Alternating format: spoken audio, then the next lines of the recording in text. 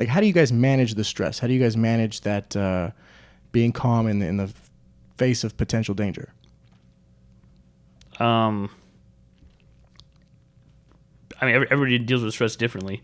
In the moment, sometimes you're not really thinking of the stress. You're more thinking of taking control of the situation, getting all your information, figuring out where you guys are, is everybody safe, securing the property, and then it's after the fact when you're in that cool down process is when you start is when the stress starts coming in about thinking about what could have happened or what could have been bad, and I mean, everybody does their own thing to deal with stress, so it's really up to the person.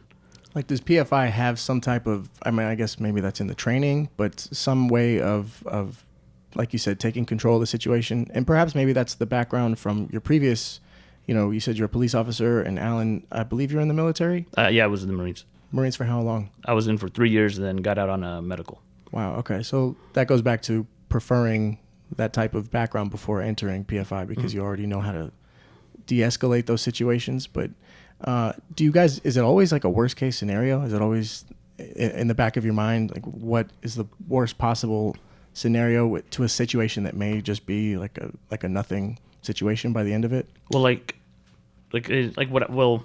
what we like to do, like, for instance, just on a regular day-to-day thing, like, to keep us sharp, we play these little games in our head. It's like situation awareness games in your head. It's just like you're like sitting here just thinking of the worst case scenario of what could happen and playing it through about what you would do in those situations. So in the event something does happen, your mind's a lot quicker to respond to those situations. That's something I do. But about yourself? I think it boils down to training, really. Yeah. The training aspect, and that's why we're so big on it. That's why we have our own academy to make sure that we instruct these officers, these candidates, how we want things to be done, how they should be done. But again, everybody does have different levels of training their own. We, at one point, had 52% of our agency was veterans, right?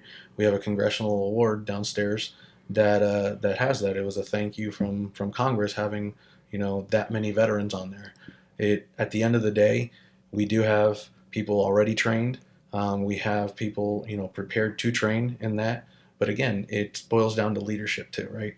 So at every level, there's a different form of stress. Like, my stress is different than the captain's stress.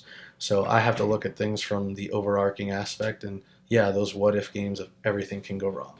So at that frontline level, you're dealing with that incident then and there, taking leadership from your command, who is looking at a specific what can go wrong scenario and doing the best decision-making skills for that incident.